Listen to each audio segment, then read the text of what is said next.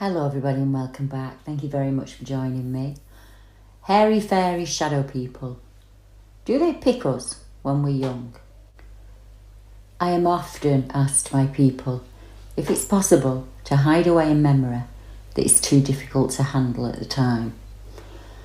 Speaking to hundreds of witnesses over the years has taught me that it's more than possible. In fact, it's very common.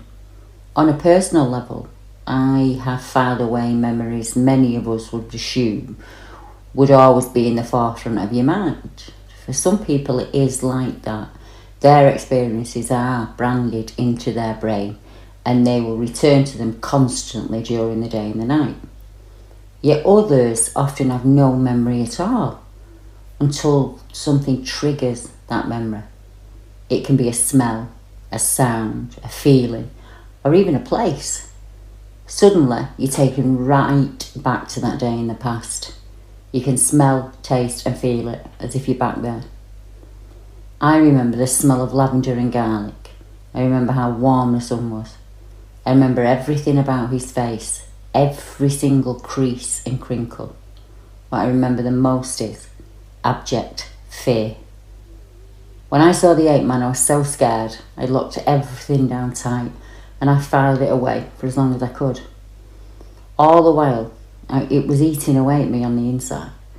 When I finally spilled everything in the interview for Elusive, I started to remember other things that had happened for me growing up.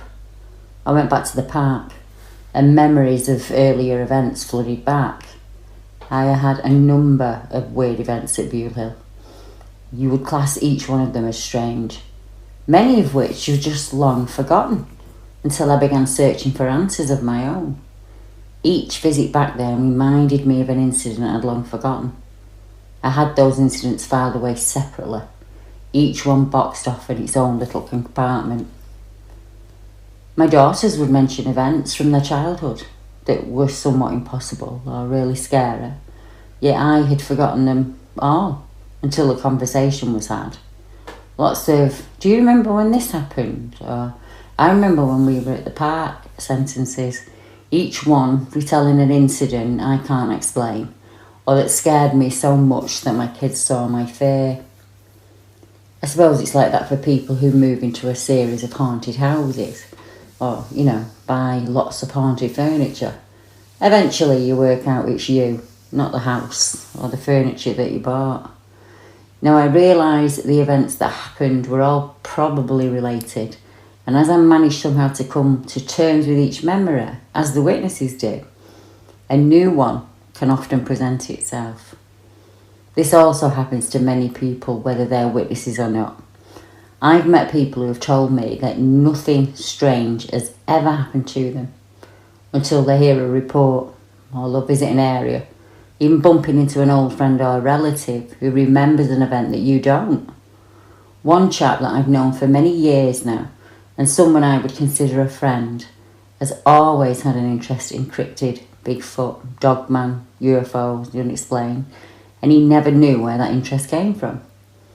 In his later years, he's researched quietly behind the scenes and he's done thousands of hours, I'd have to say. And he's begun to remember some incidents that were lost in time. The first event was something impossible to explain that happened to Steve, and it had been hidden away for years, until he returned to a place that he knows like the back of his hand. And an old memory from 46 years ago came rushing from the mist. Now, you'll hear Steve's encounter in his own words in an interview, but I'd just like to give you a little rundown on it. He said, "Here is some of the information you asked me for, Deb. It's about my first sighting. Honestly, it's been a difficult one to make. It describes some of my experiences in Ashbridge I had as a child before I was ever involved with the subject or knew what a Woodwose was. I spent many hours playing as a child or visiting over the years on the Ashbridge estate. Last year, when I visited, I had a distinct memory of an incident I'd pushed away. The area is owned and protected by the National Trust, and the walks here are beautiful. It's like walking back in time. I felt a feeling of dread when these things are around, when this happens. Even in later incidents, I felt the same It's always been like that for me. And it's something I've been struggling with as long as I can remember. As a kid, I would call these things I felt and knew the hairy, fairy shadow people. If I tried to see them in my mind's eye, I would see a shadowy, hairy figure. I remember distinctly seeing their shadows, but never their faces. It was a feeling that would come over me suddenly, and I'd know they were in the trees and the bushes watching me. The feeling isn't ethereal, a whisper. It's a very real feeling.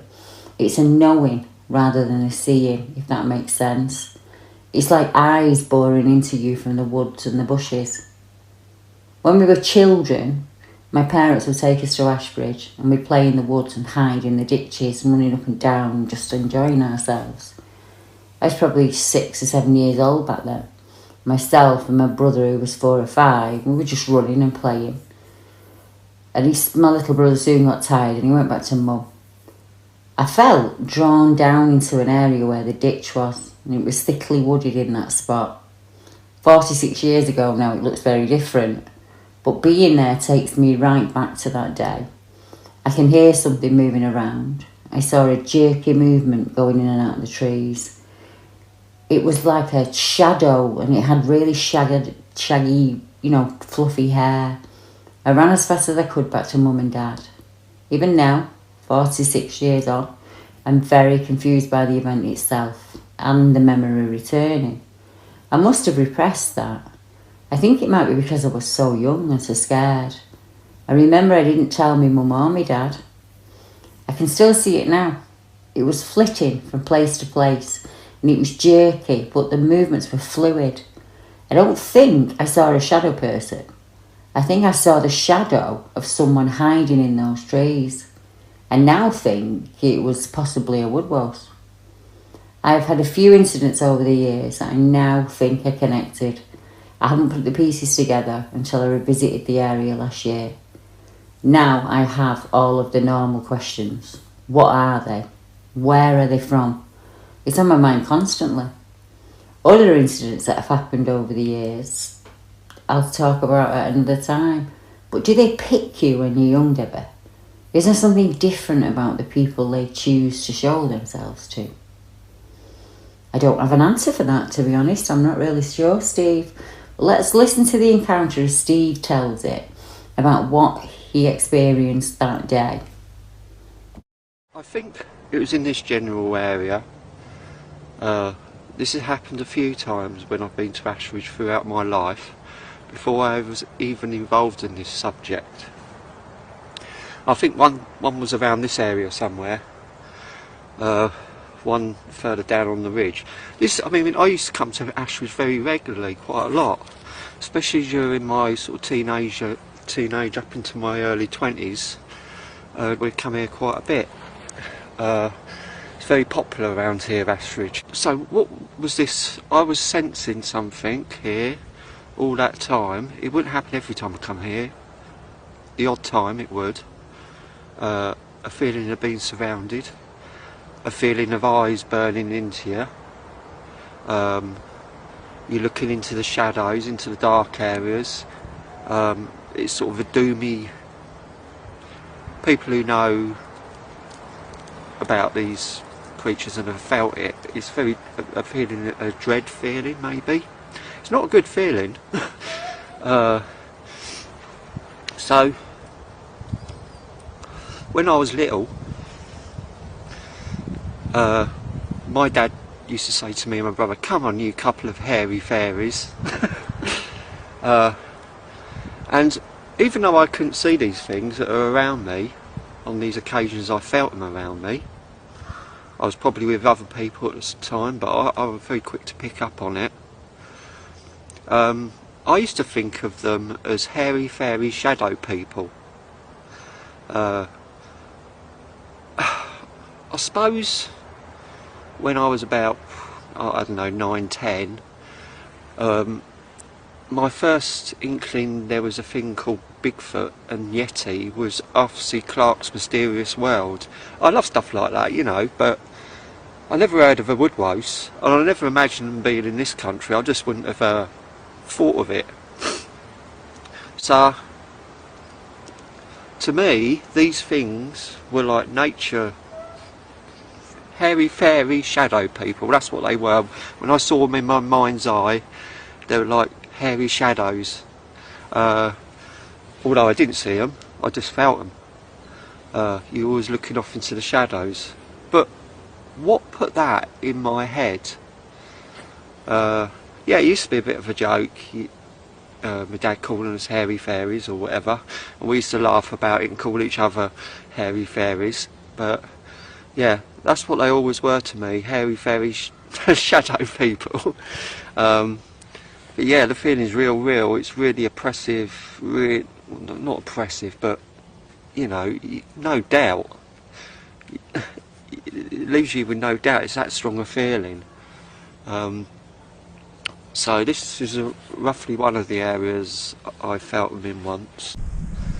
I was right down there. One of the other times I felt it. The eyes looking into the shadows.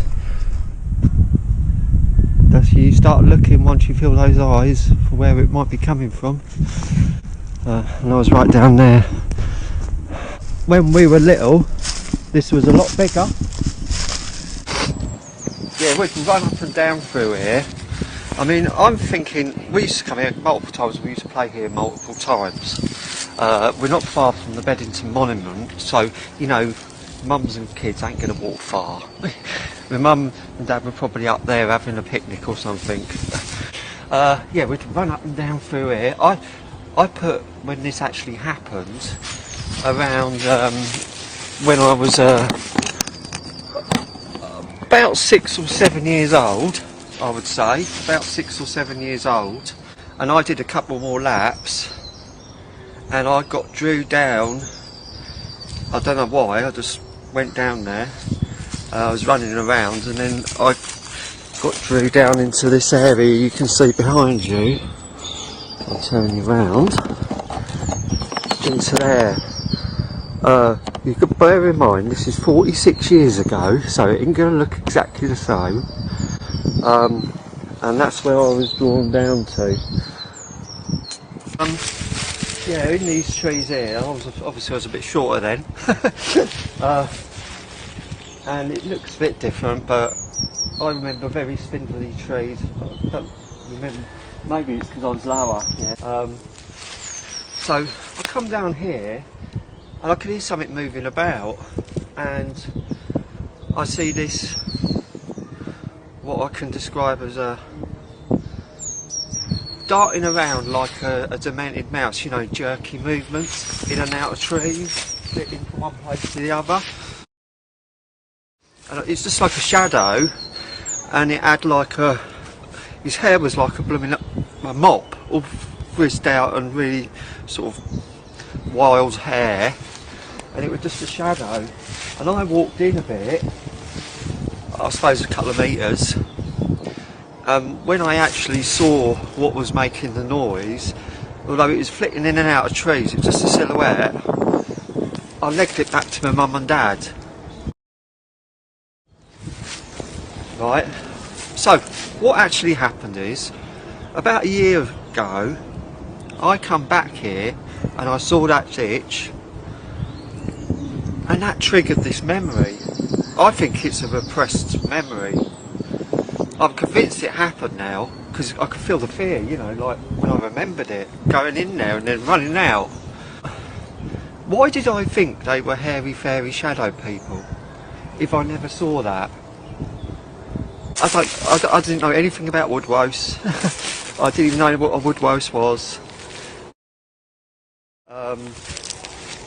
All I knew was I saw that thing, but I must have repressed that, because it was only when I come back here and saw that ditch about just over a year ago that this memory just come back like that.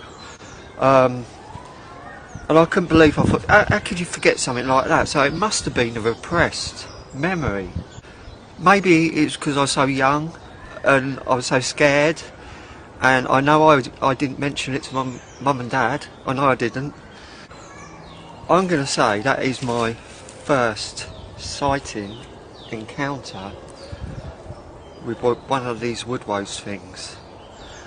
I can just see it now darting in and out, it's like a mouse. You know, they have got jerky movements, but fluid at the same time. And it was a sort of footsteps, you know, like on dried leaves, like it is here. I didn't get a good sight in it. I didn't see its face. I saw its shadow. You know, lighting comes into play. As I say, 46 years ago, this could have looked a bit different. And under these trees, you can see it's very dark, isn't it? Because it's got a very thick canopy, low canopy. You see, this got me to wondering, you know, where did all this start? And until I remembered this, and God knows why I wouldn't, because I've been into this subject for quite a while before I come back here and this memory got triggered. And a lot of people who are researchers have had encounters, and a lot of the time it's when they've been young or little. It was in this case. I think Deborah was 15, wasn't she? And something happens like where some people bury it and don't want to know. Other people become obsessed with it.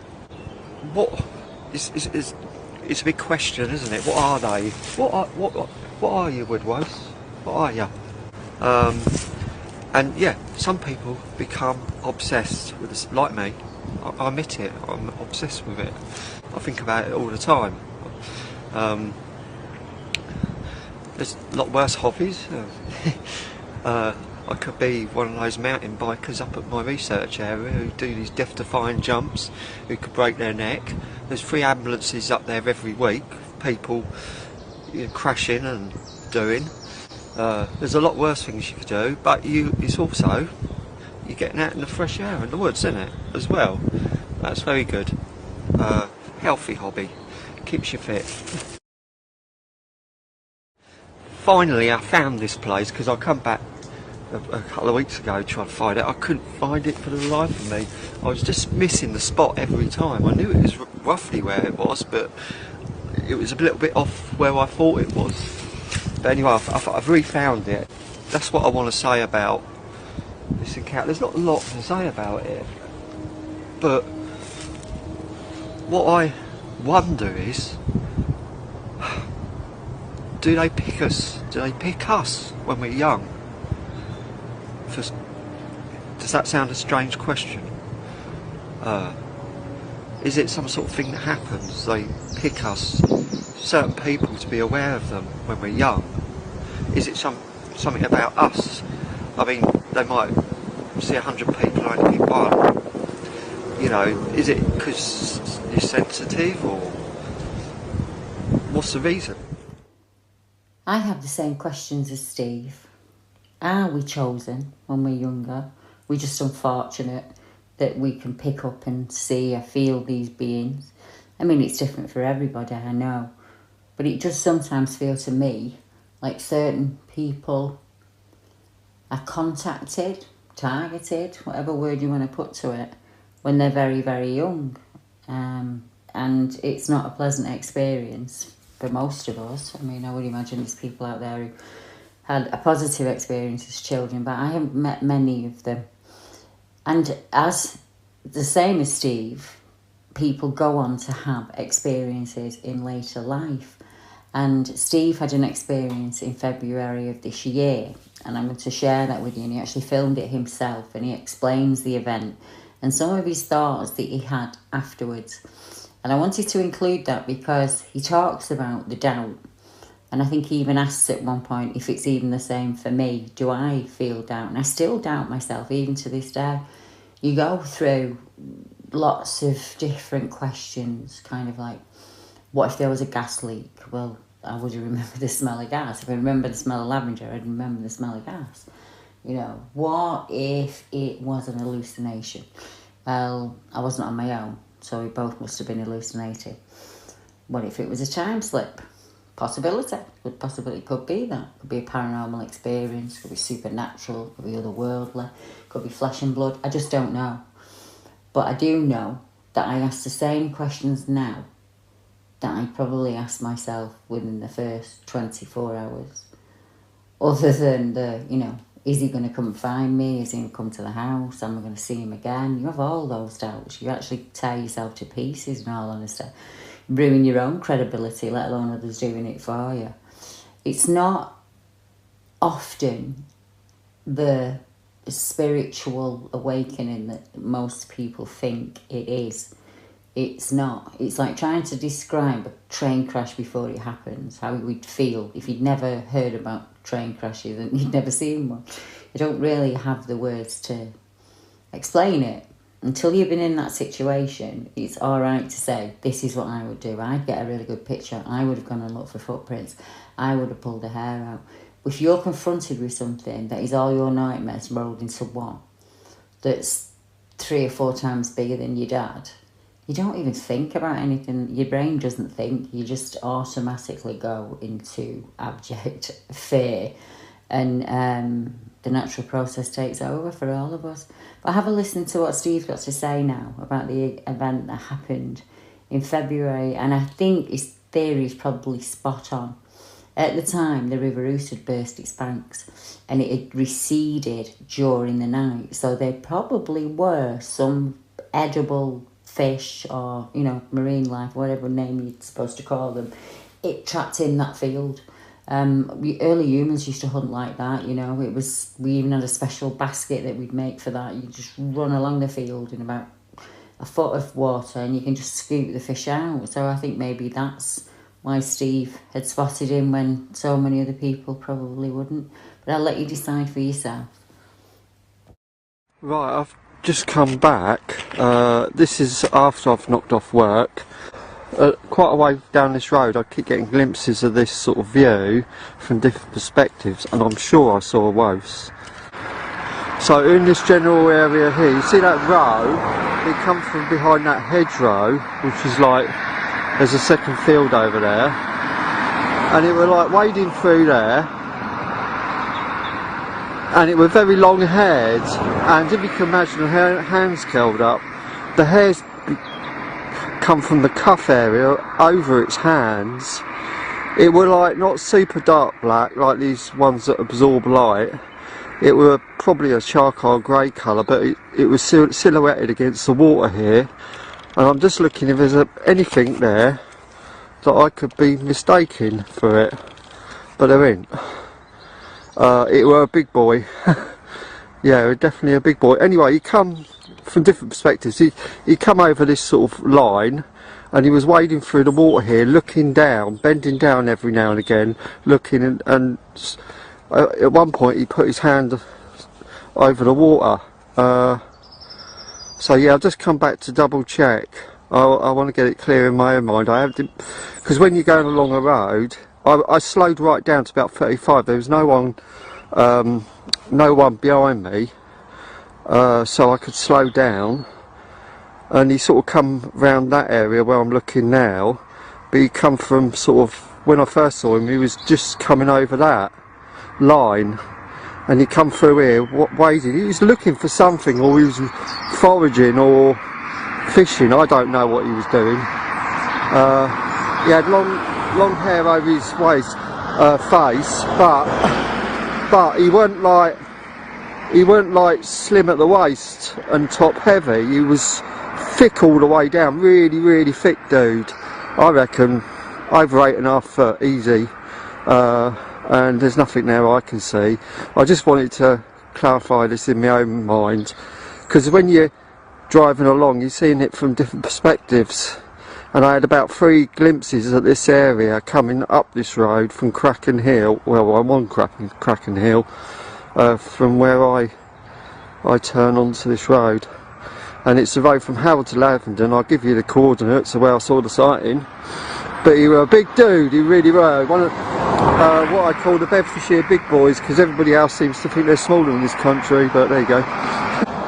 He were really big. I think he was over 8.5, he could have been 9, even more. But he were big big as in not tall big, but big, if you don't want it, really thick, straight all the way down, not narrow at the waist like Wose, who's very shoulders and chest. Well, this is where I saw it anyway, and it's the 1st of February 2021. I saw this approximately 9:30, 10 in the morning. No, probably more like 10, on my way to work. But this is where the Wose has burst its bank and come over the fields. The Wose is in that direction.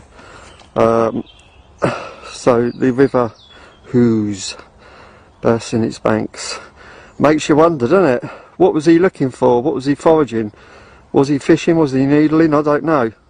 But this is where I saw him. That'd be my sort of 4th sighting, wouldn't it? Just give you another perspective, a bit further down where I was looking at him. Yeah, we'd have come from behind there somewhere when I was seeing him. And you know, when you're driving along, from different perspectives, you've got trees flashing past, it can seem like the subject's moving when it's actually you moving, but the bit I can't get over is he was definitely more upright at some points and bending down. It might have given an appearance to be moving, but it was more like it was upright and then bending down to look and then up again. Obviously he was silhouetted against the water, so I couldn't make out any mega detail, but he wasn't super black. Like, see that bush, you know, it was moderately similar to that colour. It looks blackish, but it wasn't like super black. Another perspective even further back where I would have seen him. Yeah, that area was that more or less exactly where, that white area, exactly where I saw him from that bit. And there was a bit one further back. Do you realise how cold that water is? How cold it is? I've kind of glimpsed him 3 times. I mean, as I say, you've got trees flashing by, you're trying to keep your eyes on it and concentrating on being on the road, obviously, although there wasn't much traffic around. I think the thing is, because I've got them on my brain, same with the footprints, I'm keyed into them. I know what to look for. My eyes are drawn straight there when I see those characteristics. And obviously the river bursting its banks, a lot of localised flooding, every bridge is shut. Every bridge is shut. Water over the road on every bridge round here could change their habits. There is a lot of Wose round here. Harold Country Park, we're just walking into Harold now. Odale Woods, Sharnbrook Woods, yeah, plenty of Wose round here, so no surprise. Maybe we've gone down there to do a bit of fishing or something, I don't know what they do. But it could have changed things, the flooding. I ought to check more along the river. I've looked at the Wose on the other side of Bedford. Not so much round here, it's been more concentrated on the woodlands. But yeah, I'm now convinced that I just wanted to go back and check that that couldn't have been something I was mistaken. Because as I say, it can look like it's moving, where you're the one that's moving. He definitely was bending down every now and again and looking. He even scooped his hand down into the water at one point. And that's where I saw the air was over his hands. He was basically a silhouette against the water there. He were basically a silhouette. Of course he would be against that water, wouldn't he? I'm coming back at roughly the same time that I saw this thing yesterday. Because there's always the chance, isn't there? I mean, it might be a real outside chance that I might see it again. You never know, do you? So I bought the DSLR with me, just in case. It's only a short walk, so why not? Big thighs on it. I did notice that. Big thighs. They're very prominent, the thighs. I don't know if that's because it was bending down a lot to look in the water, but I did notice big thighs. I do think it did have longer arms than a human, especially the forearm. His head was very much in proportion with its body, as a human would be, you know. He didn't have a small pinhead, is what I'm trying to say. And mostly, it had its hand like that. It was carrying its hands like that, curled up. And as I say, you can see the hair from the cuff over the hands. Here's the last point I saw it. I ain't seeing now. Not yet anyway. Could be further off, it could be anywhere in the area if it was here. And maybe it was just a one-off fluke, which it probably was. It's worth a try, isn't it? You can see how it's flooded both fields the ears has. You never know what's going to pop up, do you? How many roadside crossing encounters have we had? It would have been difficult for me to get a shot of it because there's nowhere to pull over here. I would have just had to stick the hazards on, get off a sharp bend and then run out and start filming. I would have had to risk it, wouldn't I? But at the time I didn't risk stopping. There were no one behind me, but you know, you can see how it snakes the road, and if you went over that rise they probably necessarily wouldn't have seen me where I actually was the last point I saw it. You know, I could have got an accident or something.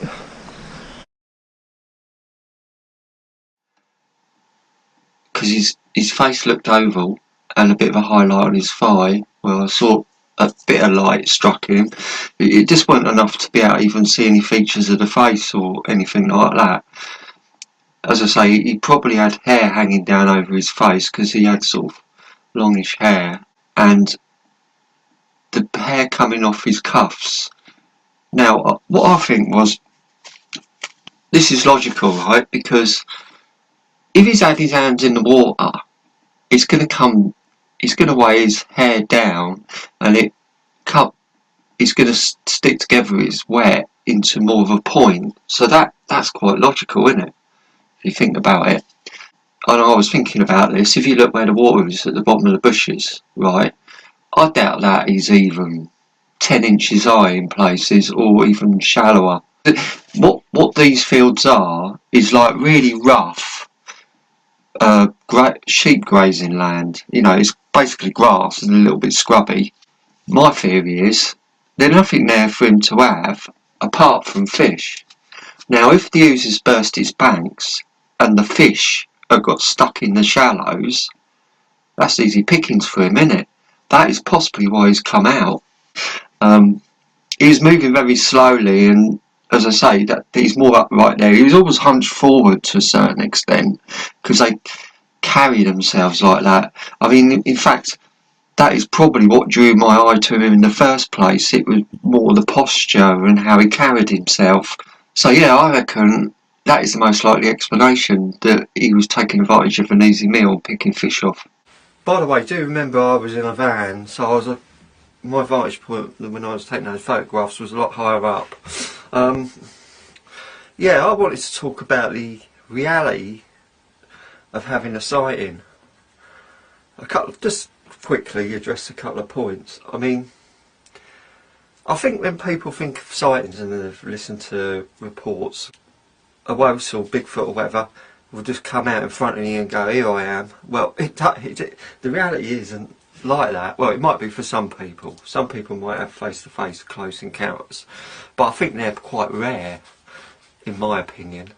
I mean, when you listen to these encounters, take note of the actual distance people say, so many yards, whatever, and then actually go out and measure it out, get a mate to stand there, and then think, well, if that was in that sort of scenery, what really would you expect to see?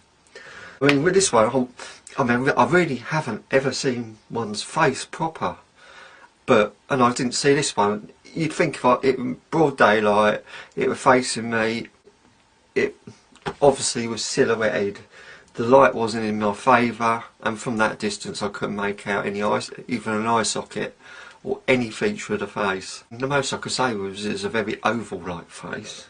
They can move very fast, it can be split seconds, it could be at a distance, it could be in brush or obscured. The other reality of encounters, I think, well, every encounter I've had, there's always an element of doubt.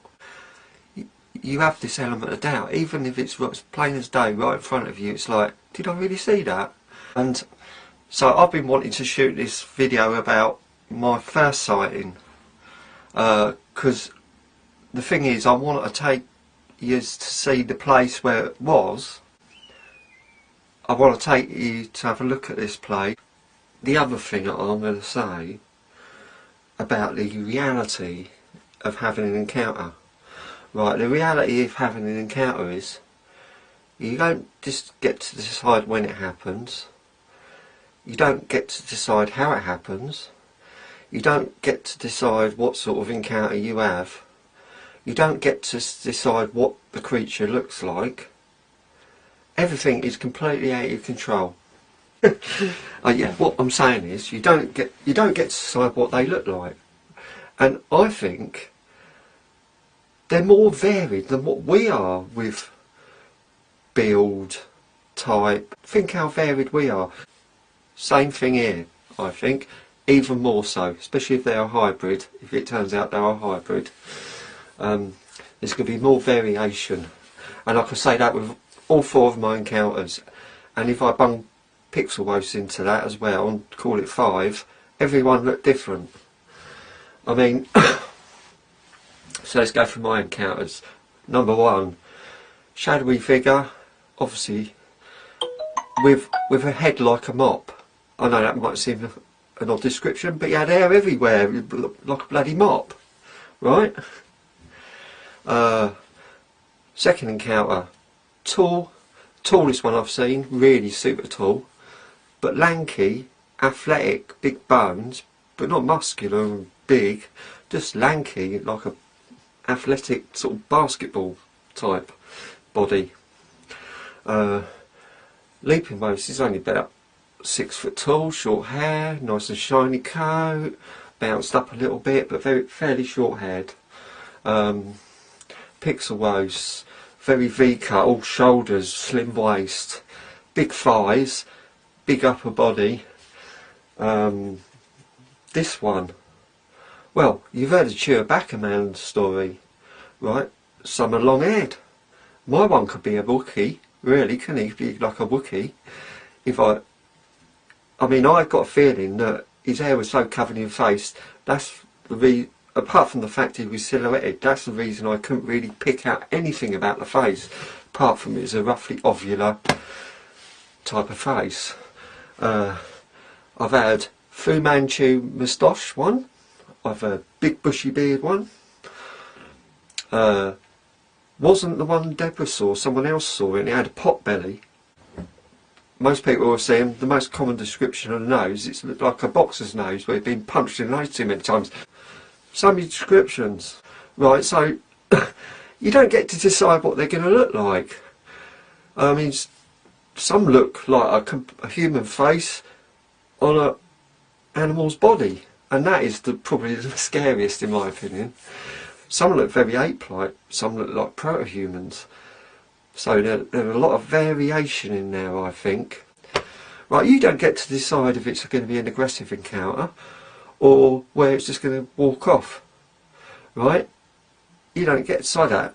You don't get to decide whether it's going to be swinging from a tree, or you don't get to decide if it's going to be crawling along the ground like a spider, or barreling along on all 4s, or on 2 feet. You don't get to decide nothing. You think people have an expectation of what it'd be like to encounter one of these things, but every time you see one, that ain't not what you're going to get. I can guarantee it. There's always going to be something that's different or what you don't expect. Yeah, you don't get to decide anything. Whatever you're expecting, you're not going to get it, and guaranteed when you see it, it's going to shock you. It ain't going to be what you expect. You'll be wondering what the bloody hell it is. You've got no control over what you're going to see, and don't think what you expect to see is what you are going to see. No, not one of my woes. They look like they could be a different thing altogether. Each one, they're not the same. In my experience, I mean, I've heard two sort of comparative descriptions. One encounter, the bloke said this was a pristine animal. It was absolutely magnificent to watch. Glossy, groomed appearance. It looked spectacular. Another bloke says, what I saw looked like it had been dragged through a swamp backwards, had faecal matter stuck to its fur, all sorts of leaf debris, dishevelled, bald in places, you know, hair ripped out. It looked like I don't know what. So there is two very contrasting, different perspectives on what we consider might be a similar creature. Ape-like or human-like. Pristine or straggly and horrible and smelly and whatever. Some people report smell, some people don't. I mean, you might have an encounter where it vocalises. I mean, I remember one encounter, this bloke said he just leaned out of the bushes and screamed in his face, and it shook him to the very core. Right, screamed in his face, super loud. His whole body vibrated, every organ in his body vibrated. Right, and then you get an encounter where you don't hear zilch, not even a footstep. First encounter I heard it moving about. Second encounter, it was too far away for me to hear anything. Fourth encounter, it was too far away for me to hear anything. Leaping Wose on the other hand, he barks like a deer, really super loud. Every time I go up there, every time, without fail, he keeps barking like a bloody deer. They imitate animal sounds. Don't think every animal sound is what it is. You know, if you hear an owl, it might not be an owl. If you hear a deer, it might not be a deer. Well, Leaping Wose got this thing. He barks like a bloody deer. Every time I go up there, every time, without fail. You don't know whether it's going to chuck rocks at you, or you don't know if it's going to chuck things at you. You don't know what it's going to do you? I mean, it could be literally anything. That's the thing about encounters. The reality of having an encounter, unexpected things can happen, and it will not be when you're expecting it. You know, some of my audible encounters, well, which are far more numerous, I was expecting to see something in some of them, but I never did. You know, even the characters and temperaments are going to be different. You could get Mr. Super Nasty, who's in a bad, who's got out of the bed on the wrong side of the bed, and you're going to get a horrific encounter. And then you're going to get somebody who's just going to look at you and walk off and do nothing. Temperament, we're all different, aren't we? You get nice people, and you get obnoxious people, and you get violent people. Why should they be any different? They're wild. They wear their emotions on their sleeve. That's what being wild is. If it's angry, you're gonna know it. Simple as that, isn't it? They're not going to hold back their emotions. Well, obviously if they can look that different, there's no way you've got any control over what you're going to see. It's never going to be like you expect it to be. It just ain't.